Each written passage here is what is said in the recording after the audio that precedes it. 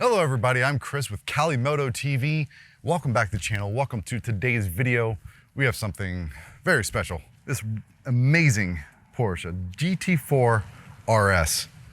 Oh yes, it looks fast just sitting there, and it is the ultimate driving machine. We're gonna see all about it. So come along, let's go.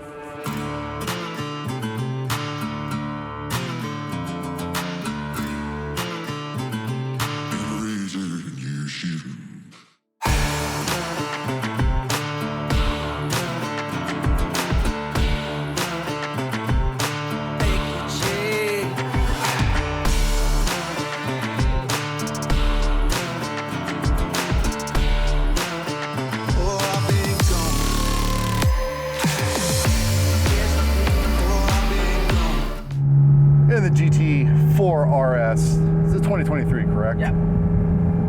Already, you can hear that motor just in the back of your head, and it's encouraging me to go faster.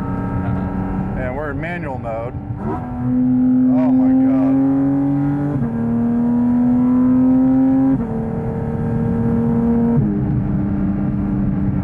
That sound is intoxicating. I don't know how you don't just shift back and forth all of the time. So Daniel, thank you again for allowing me to drive this and kind of experience it. What drew you to this particular car? Because I know you've had a pretty sweet list of other cars.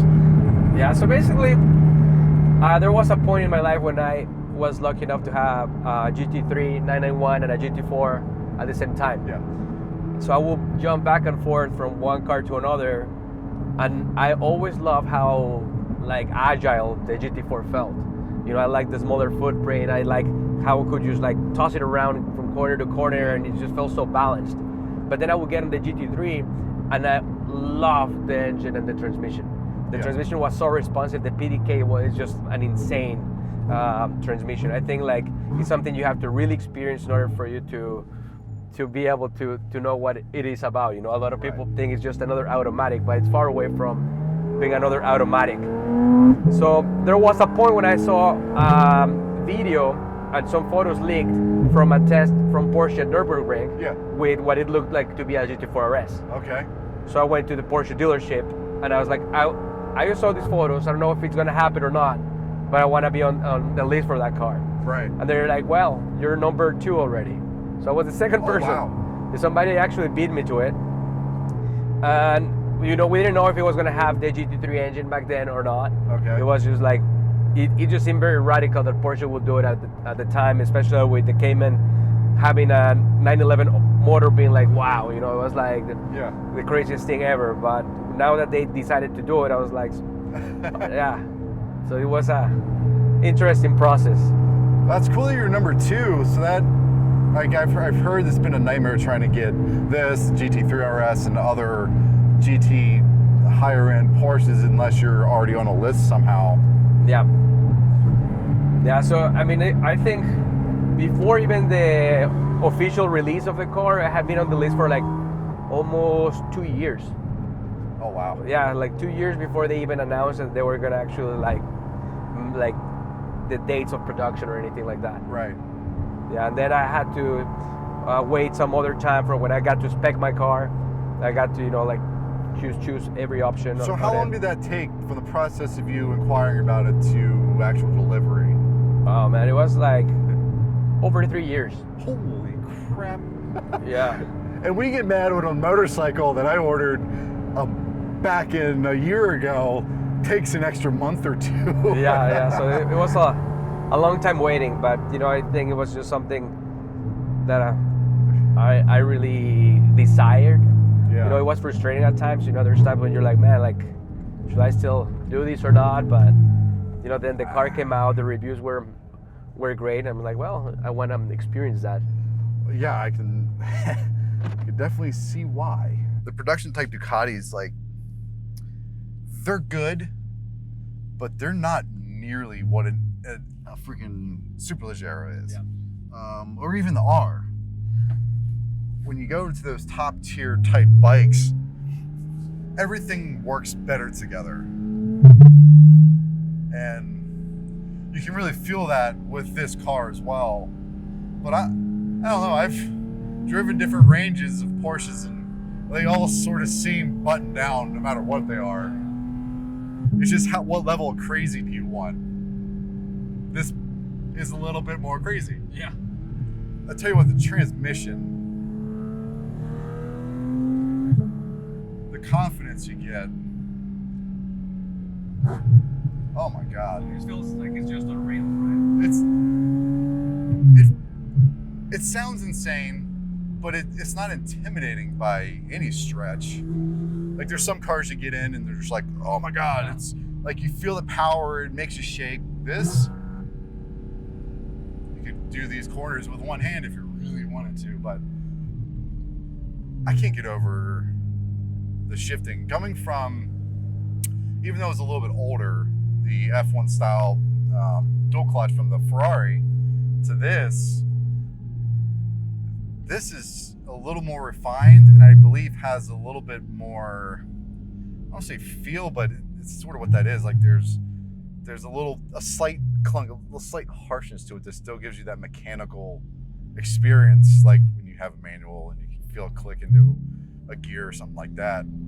Yes, well, coming from the Lamborghini, definitely this is much faster than in terms of transmission response. Actually, I like to think this almost feels like when you shoot a gun. You know, it's like it's instant. You know, it's like you press it and it's there. Yeah, it just went from second to first like nothing. Yeah. And this is a really odd. This is a very odd driving environment right now. We have a lot of cars in front of us that are going very slow because bicyclists on a road without shoulders. I don't understand. Whatever. But it didn't bog, it didn't clunk, it wasn't trying to search for gear. Because there's some cars that get hung up, like our Jag. It'll get hung up at this speed, it won't quite know what gear to go in. Yep. And even in manual mode, when you're doing the shifting in the Jag, it still has a lag and a transition. This not so much. It's like, oh, you want to go second, first? Okay. Yeah, it just goes right away. And it's ready. Yeah, and it's not impinging on itself. That was a weird rev shift to go from second to first, and it's like, yeah, fine, whatever. You can't beat me. I will say what suspension mode are we in? Or is there a mode? No, there's a little bit stiffer. Right now it's the normals. I was gonna say it's not nearly as harsh as I expected, and I will say the seats are also much more comfortable than I was anticipating.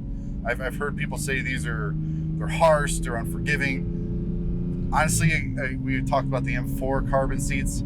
I think these are more comfortable than those because of the side bolsters down by your thighs. Yeah. Like I find them pretty comfortable too. Yeah, I think these are phenomenal seats for what they are, and they actually fit me right.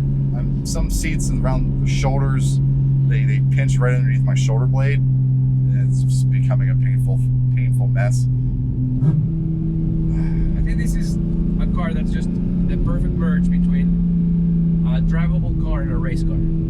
Yeah, I would agree. You can just like breed the two of them, you have this car. Yeah, I mean? Absolutely. If you go into a race car, you know, it's completely uncomfortable, you know, it still manages to be somewhat comfortable. You have luggage space, you've got AC, you know, you've got your music, you've got, you know, power windows, but you still have the drive of a race car.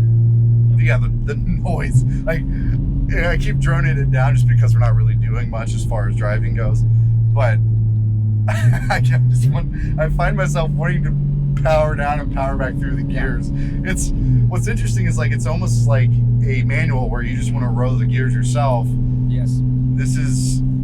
I'm sorry, people that think automatics aren't engaging anymore. You're wrong. This is as engaging as a manual for that sound alone. Yeah. Now, one of the most intoxicating sounds, other than what we hear there, is the downshifts. Yeah. What do we got? I have an exhaust on this car too. So this has the JCR titanium exhaust rear section. Okay. And but I've got this old performance over axle pipes. Okay.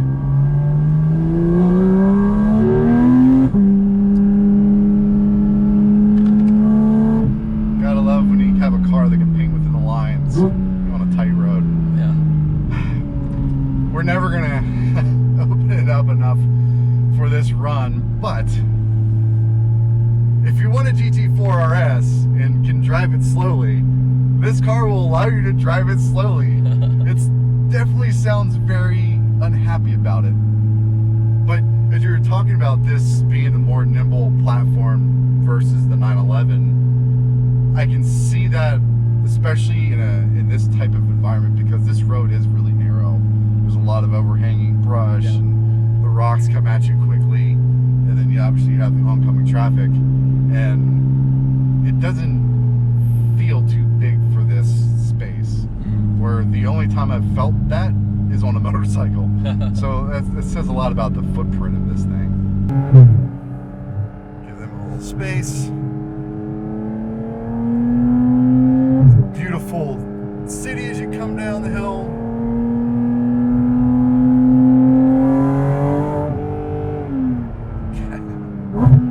Brakes are very good. Yeah. They require a little more pressure than I was anticipating, like initially, but once you get into them, rock steady. No. Oh, there it is. That's where that's happy. This thing revs to 9 grand. Obviously, we're getting nowhere near 9 grand where we're at.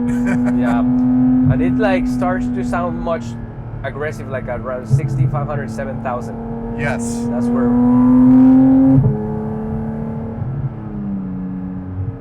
And then it just sort of settles down, right around 5th gear. They can go from like super angry to like nothing going on very quickly. I love that it's got a little Jekyll and Hyde to it, where it's, like you said, it's calm. It's got a little drone if you back out of the throttle a little bit in high gear, but and that's also because of the exhaust. Oh, is it? The titanium Okay. exhaust, yeah. Gotcha. It doesn't have as much of a drone with the factory exhaust. It's a trade-off. Yeah, I guess.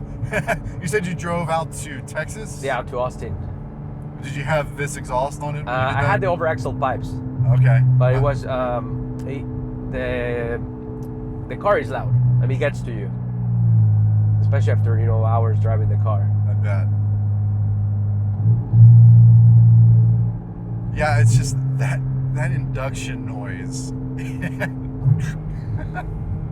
It's like, so I had a Challenger Hellcat. One of the most fun things when I first got it was just stepping on the throttle a little bit, Yeah. because you get that the ridiculous whine from the supercharger. That induction noise on the shifts, especially your downshifts, are, to me, that's one of the things. That's better than a blow-off valve to me. Yeah, I agree. Especially because also the power is instant in this car. You're not waiting for any turbochargers or. Yeah. Yeah, I'm hoping the road up here will be able to get a little bit, a couple turns, a couple dips, maybe turn around and do it again if it gets hairy, but. Also the driving position, the seats, there's not that separation where you can lean back or forward. They're kind of upright, but it's not a uncomfortable upright. You're not crazy forward, and like you mentioned, it's that interesting mix between being a race car and a road car. It does it incredibly well.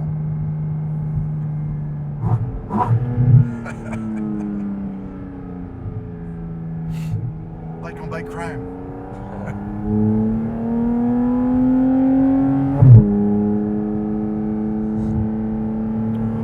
Might get lucky.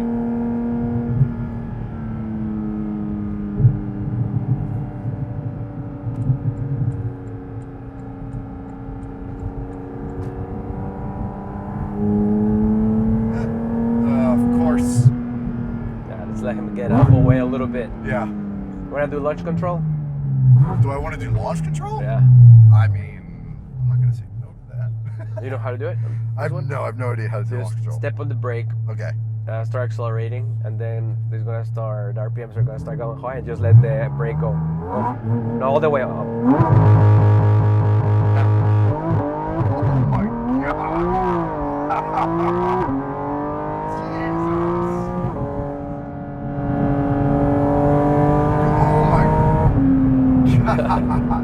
Woo! That was such an aggressive launch. Holy crap.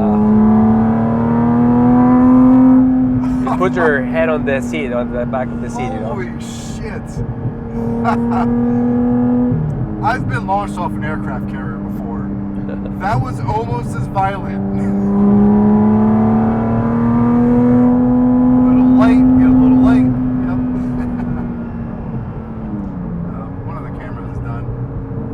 That one? That one died. It overheats. You know, it's crazy because there's not many cars that can give you that confidence so quickly. No. I'm saying quickly. I mean, you can get confident in any car after you've driven it for a long time, right? Yeah. Because you know how it reacts. Correct. But this is a car that you can get in it and you'll be like, okay, I can go fast. You know, like. Yeah, it's the combination. It's the combination of the brakes, the chassis. It's just flat. The car isn't doing anything that's unpredictable. Yep. Something I didn't really like about the C5 that I had, it had snap oversteer randomly. You never knew when it was going to do it. And you still feel the feedback from the road. Like you don't feel like disconnected with the road on this car. You know, So, like there's enough feedback. Does this have electric or hydraulic steering? I think these are electric. So, one of the drawbacks from electric is lack of feel. This doesn't, I asked that because it's got a weight to it. Yeah. A surprisingly heavy weight to it. And it's you can't tell the difference between a hydraulic and this if you jump between the cars. And that's a testament to how dialed in their electric steering is. And man, not a lot of manufacturers do it well. It's sort of the reason why I went away from the BMW, was because the steering felt like nothing. Mm-hmm. I couldn't tell what the front end was doing. Yeah. This, on the other hand, I can tell everything it wants to do, and it just wants to go fast. Yes, it's like Ricky, it's the Ricky he's Bobby like, of freaking race cars. It's happy when it's going fast. Like you see, like that's when the car brides, and it's like that in its element is when you start just pushing it a little bit. Yeah, you start throwing corners, you start throwing bumps, you start throwing these little dips that we have on the roads out here at it, and it's like, yeah, let's do it more.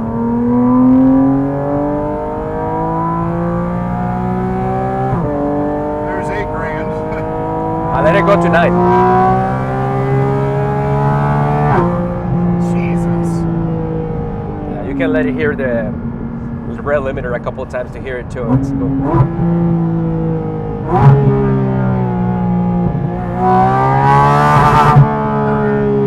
I was like, how can I do this in the safest way possible without the car in front of us? No, that, even at the red line, a lot of cars, once you hit that, it does some crazy stuff to the power delivery. They get jerky, it gets out of shape. That's just like, hey. Yeah. Shift. Incredible. This experience. After driving the GT4 RS, it was a 2008 manual. I've been infatuated with these cars, and now this thing, I know it's far and away your normal 718 Cayman, but holy crap, it doesn't matter. It's so good. Yeah, I mean, the cars that become legendary create experiences. You know, I think this car will go down, you know, in the history books of Porsche because it creates a memory. It's remarkable. Like, you'll remember the sounds, you'll remember the drive, while other cars you kind of forget. You know, they're like, oh, I don't remember how it felt. Yeah. This you will remember. 100%. And like I said, that older GT4 RS is stuck in my head. Yep. I've driven older 911s as well, and the same thing. The driving experience was fantastic. This, man, it's the level that I like being at. It's just a little nutty, a little crazy. It starts to feel like a little bit almost like a motorcycle crazy. Yeah, it's, you know, for a car, it's like, there's not many cars that do that. You know, the unbridled power that bikes have. Everyone's like, oh, you'll never experience that in that car. I challenge you, test this. Yeah. Daniel, appreciate it. This You're very was welcome. a heck of an experience. I hope you guys enjoyed this, because I know I did. This is what that smile is all about. Hope you all join us for the next one. We'll see you later.